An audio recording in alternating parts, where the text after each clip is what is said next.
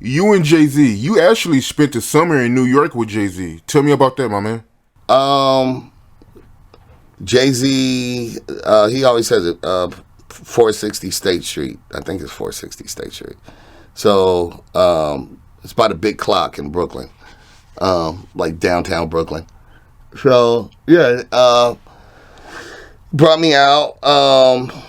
His cousin, he raps about him. He says his name a few times in songs. Be High. So just imagine Jay Z, but my complexion. So they look just the same height, build, everything. So High and Tata, because Jay had two apartments. So Jay was in and out of the State Street one, and he had another apartment too. And so Be High and Tata that was all three of theirs, and then Jay he had enough to pop off and kind of have his Adola one. But it was cool, man. They brought me there. Jazzo is the big homie, as people would know. You know, Jazzo, that's Jay-Z's Jay-Z, Jazzo is Jazzo. Every day we went to the studio. I guess the goal was to start establishing a Roc A Fella West. And we worked in Manhattan at Henchman Studios, which is Jimmy Henchman. So even then, still Pac was alive, but I had sent the word to get a clearance. I did, just out of respect, like, yo, let Pac know that, I didn't want to look like no traitor. So, but it was my journey and my opportunity. Me and Jay was cool. You know what I'm saying? We had been cool. Because Pac dissed Jay-Z too. That's where Nas got the ether. Fuck Jay-Z. That's Tupac. He just screwed it. So I wanted that family to know that I wasn't doing disrespect. I wasn't trying to be disrespectful, but I liked Jay. I thought he was dope. I thought what he was doing was dope. He was my label mate during Reasonable Doubt. And then the company failed him, and he found it out, and then he went to Def Jam. So anyway, and then they reached out to me, and then I went to possibly do the Roc A Fella West thing. And we were going to be working at Henchman Studios, and I just didn't want nothing to look funny, like I was in on some bullshit. So, just trying to show some loyalty. But yeah, it's my journey, and I fucked with Jay. I thought he was dope. I thought he was cool. And I went out there and I met Tata and Be High and all of them. I was younger bro. I was a little whippersnapper, and it was dope, man. Jimmy was already in prison. I met Mario, his brother, who ran the studio. We worked at Henchman Studios, which was on 21st and Broadway. That's the first time I met 50. 50 was still chubby, like it was crazy. Like it was it was like a little gladiator school. It was dope. Ski. The producer that did a lot of Jay-Z's first album, along with Premier. Jazzo he produced some of those songs on Jay album. So just watching a squad, and they had an ill squad. It was great, man.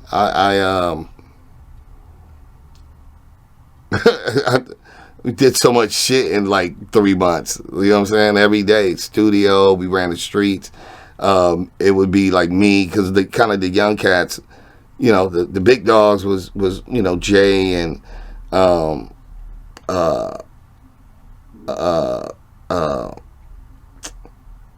Clark Kent, DJ Clark Kent, because he's kind of like somewhat of the visionary of who Jay was. He kind of saw it early on, Clark did, and it kind of, if there was a triumvirate of God MCs, it was Jazzo, Jesus was Jay-Z, and then I was, and then it was me. I was like the little baby Jesus, is how Clark kind of saw us. There was this triumvirate of the illest MCs. So it was great to be, to pulled into this family of lyricists,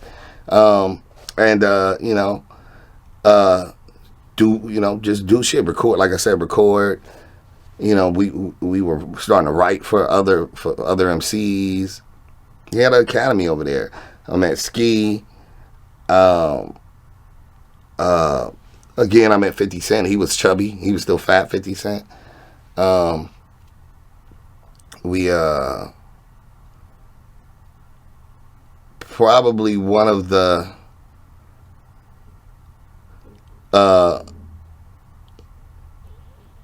one of the funnier situations was it was awful. We went to the club. This is the one of the times that I'm dolo. It's just me and Jay, and we went to the club, and we walked in, and the Wu don't really like Jay at the time. And I just remember, I'm not gonna name the people it was, but they was not fucking with Jay. And I remember one of them was like, because RZA always showed me love, he cleared my demo. Like, my demo record, Remain Anonymous, had a Method Man sample in it. And RZA cleared it. Like, when nobody could clear a Wu-Tang sample, RZA fucked with me and believed in me. And so I remember we went to this party, to this club, and one of them was like, yo, Ras, you with him? And I'm like, yeah, I'm with him, homie. And all them niggas is tall. Jay and them niggas, they all look like they should play basketball. These is all 6'3", 6'4" niggas, man. The whole, the Wu, they goons, man. Them niggas big, tall-ass niggas, bro. And I just remember thinking, man, they gonna jump us. And I just drank a gang of Hennessy. I just kept drinking like, man, if they jumped at home, because it was just me and him. And I remember just drinking so many Hennessy's. I was fucking obliterated. Scared. They didn't do nothing, but yeah, it was that tension. I just being, those experiences. And then me, Memphis Bleak, because we were all in the same age bracket. So the Rangers, Memphis Bleak, me, we were all the youngins. You know what I'm saying? Yeah, we're just running the streets of fucking New York, doing extremely stupid shit. Back then. Meeting, it was always like fresh from Japan. These Japanese girls that like hip hop, so meeting the Japanese girls, trying to it was on a lot of bullshit, bro. It was fun. It was I learned a lot. Be high. I'm always very, very grateful to him. He started teaching me. I didn't know the music business. Nobody in my family ever did music, especially not at no professional level. My family's from the South. They on some get a government job and work hard and whatever. My dad was on some join the Marines, LAPD shit. So all this music shit is a whole new world, and I didn't really have people to mentor and show me direction. So I'm always really grateful to I still have actual real friends out of that experience. Wives from the Rangers. KK is Jimmy Henchman's nephew. He ran the studio. Later in life, I would see 50 and, through the Eminem shit, and I still be cool. Like, yo, shit, I remember, like, yo, you remember, nigga, we was them niggas, you know what I'm saying? Like, I remember you was chubby, nigga, like, you know what I'm saying? And just having those things. So, again, it's the boredom of it, man.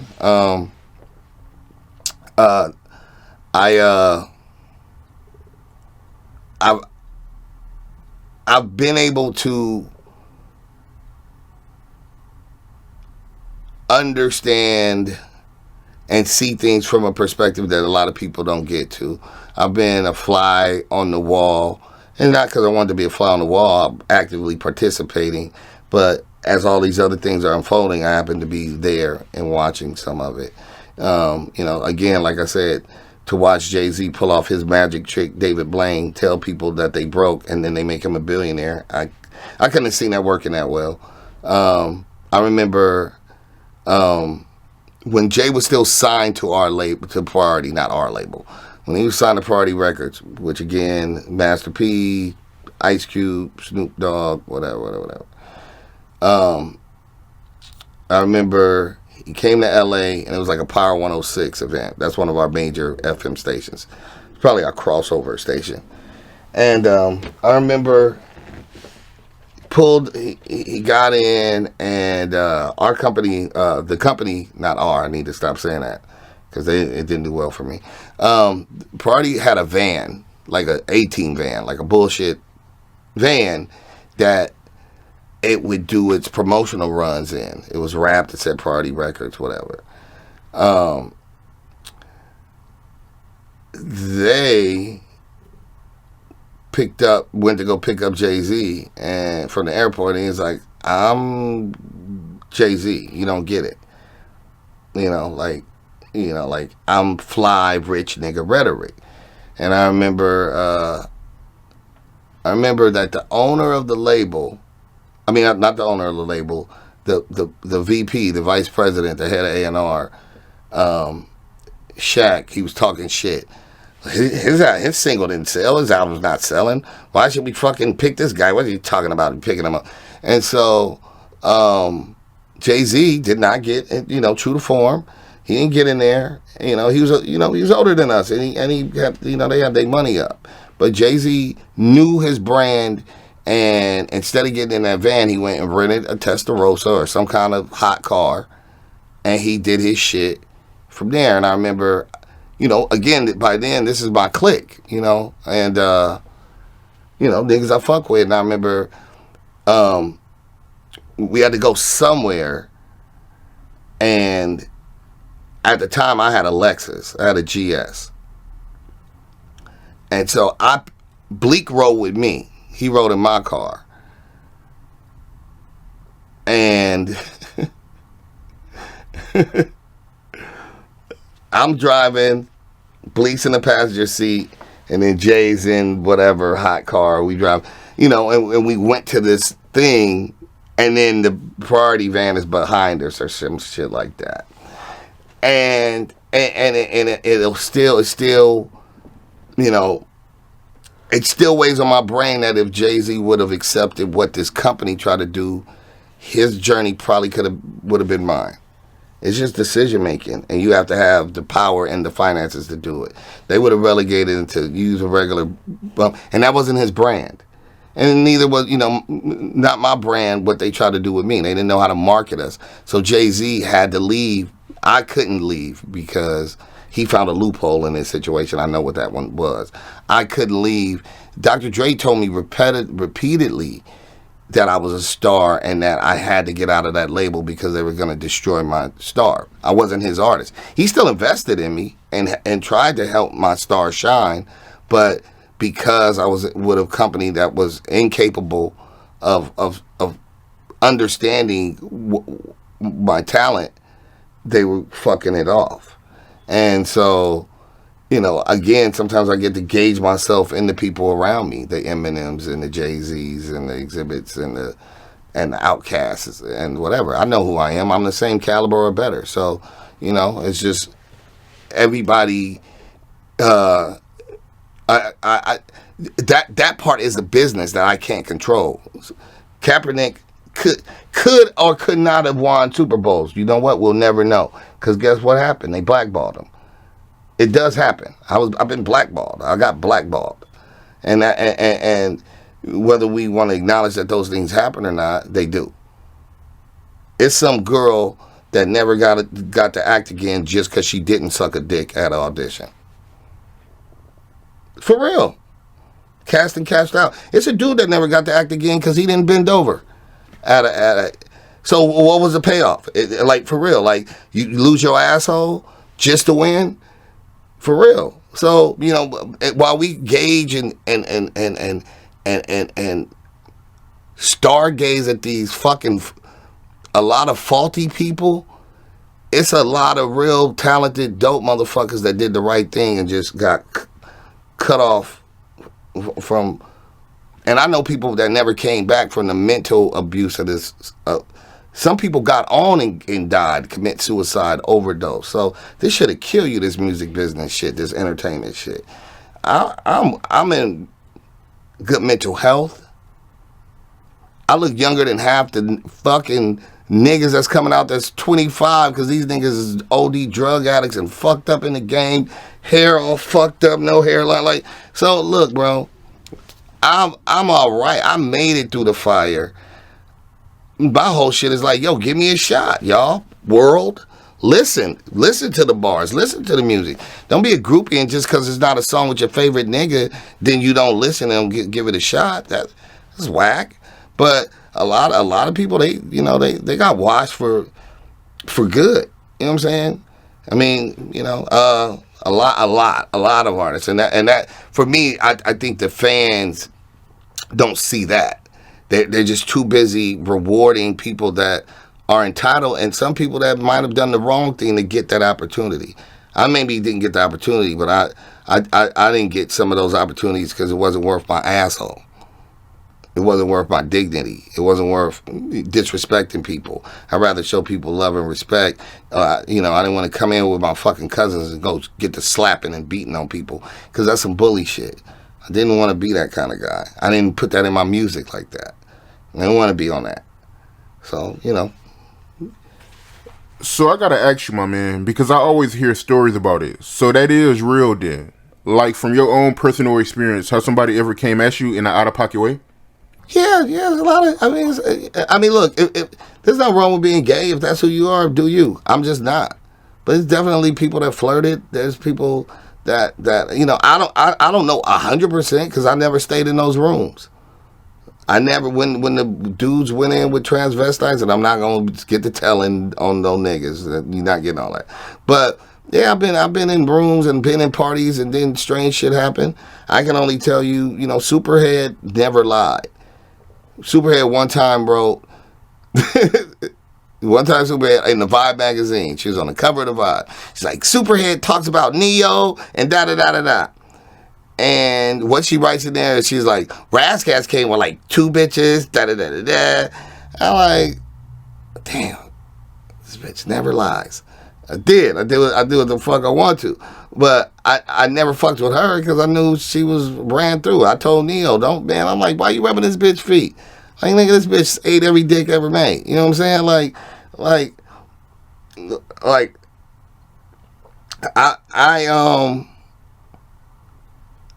When and that's just a chick that, you know what I'm saying? I didn't want to fuck behind the niggas that fucked. She fucked everybody I knew. I didn't want to fuck behind that. My baby mama asked that back in the day when the first book came out. I was like, what kind of nigga would I look like being the 700th most popular nigga get my dick sucked? You know how much herpes that probably is? I'm cool.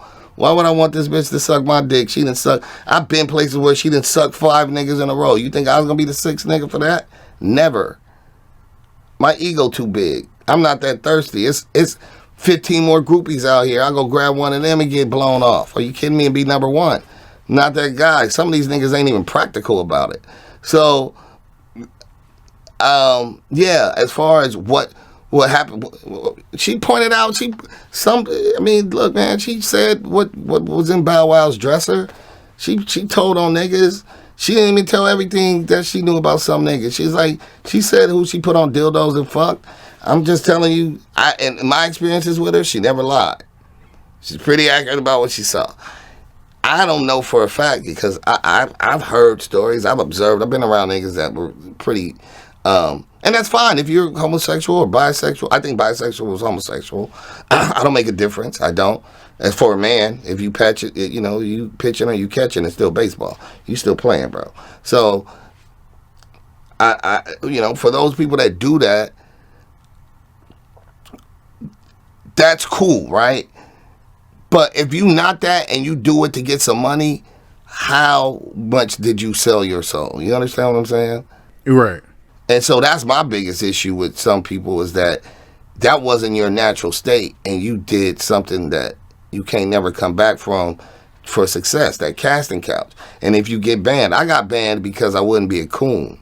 I got banned because I talk about racism and history and I didn't want to put on khaki suits and act like I had a jerry curl and talk about the homies and because that shit sell out here. And that's what they want. The company I was signed to said, we know how to sell that. We can't sell this smart black guy shit you talking about. You sell us another Crip or another Blood, we got you. I was like, why'd you sign me in the first place? Why don't you fire me? Fire me because I literally told the owner of my company, you signed me doing an 8-minute history of racism. When did you think? I grew up in Watts, juvenile hall, CYA, but I didn't gangbang. So that shows you I'm problematic already. I don't even gangbang and I go to jail with my friends. And I said, because I didn't gangbang, that's a decision you make when you're 12 or 13. I forgot how to crip walk. So the shit that's making you selling you all these records right now, I forgot how to do because I didn't step in. Now the homies remember how to Crip walk because they decided to be Crips. So that's why Snoop and them can Crip walk. I don't know. I forgot. On mamas, I forgot. I grew up in a Crip neighborhood, 97 East Coast Crip, Grape Street Watts, but I didn't. I decided to opt out and do, and then my friends did. And that was enough gangbanging for me. I let my friends be the gangbangers. I was just, they still beat up the niggas with me that I wanted to beat up and vice versa, so I didn't need to do that. And so, because of whatever my decision making was, you suffer your consequences, but I don't have any regrets about standing for being intelligent,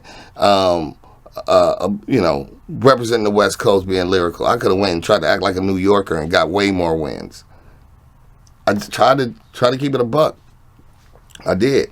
It's just unfortunately a lot of times, our society, even our whole